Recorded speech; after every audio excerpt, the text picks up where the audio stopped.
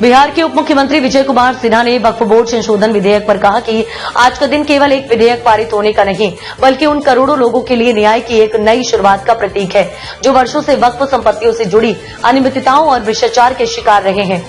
लोकसभा के बाद जब अब राज्यसभा में भी वक्फ बोर्ड संशोधन विधेयक का पारित होना एक ऐतिहासिक फैसला है। ये केवल एक कागजी सुधार नहीं, बल्कि मुस्लिम समाज के पसमानदा महिलाएं और गरीब वर्ग के हक में उठाया गया एक साहसिक कदम है। अब वक्फ ट्रिब्यूनल के फैसलों के खिलाफ हाईकोर्ट में अपील संभव होगी। यह एक ऐसा प्रावधान है जो भ्रष्टाचार पर लगाम लगाएगा और लंबे समय से चली आ रही एक तरफा व्यवस्थाओं में पारदर्शिता और जवाबदेही सुनिश्चित करेगा। श्री सिन्हा ने कहा, मैं इस विधेयक का पूर्ण समर्थन करता हूं और इसके माध्यम से न्याय और अधिकार की ओर बढ़ते इस ऐतिहासिक कदम के लिए माननीय प्रधानमंत्री श्री नरेंद्र मोदी जी, केंद्रीय गृह मंत्री श्री अमित शाह जी और अल्पसंख्यक कार्य मंत्री श्री किरण रिजिजू जी को हार्दिक बधाई देता हूं। साथ ही इस जनहितकारी विधेयक को समर्थन देने वाले एनडीए के सभी सांसदों और दलों का भी दिल से आभार। यह विधेयक मुस्लिम समाज के भीतर वास्तविक समानता और विकास की दिशा में मील का पत्थर साबित होगा। उप मुख्यमंत्री सिन्हा ने कहा, यह केवल एक संशोधन नहीं, यह नए सवेरे की शुरुआत है। पटना से राज्य ब्यूरो पवन कुमार झा की खास रिपोर्ट।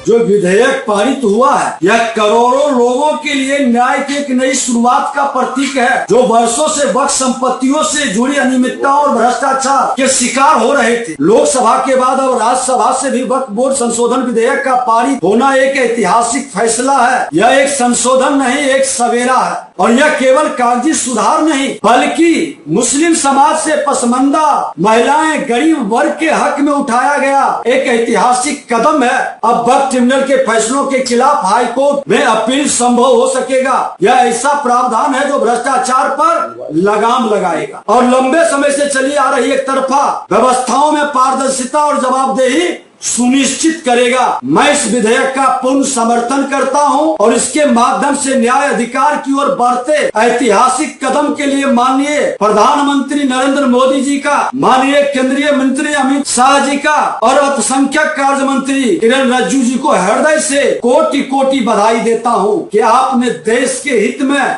माँ भारती के संतानों के हित में ऐतिहासिक साहसी निर्णय लिया है। साथ ही जनहितकारी विधेयक को समर्थन देने वाले एनडीए के सभी सांसदों और दलों को भी दिल से बधाई देता हूं कि राष्ट्र की बात जब आती है तो जो राष्ट्रवादी हैं वो एक साथ खड़े हो जाते हैं। ये दिखाई पड़ा है और इस विधेयक का मुस्लिम समाज के भीतर वास्तविक समानता और विकास की दिशा में मील का पत्थर साबित होगा। यह एक संशोधन नहीं, यह एक नए सवेरे की शुरुआत है और बत्ती जो नहीं जलाते हैं वह रोशनी नहीं पाते हैं। आज बत्ती जला है, नया सवेरा, नया रोशनी का शुरुआत हुआ है।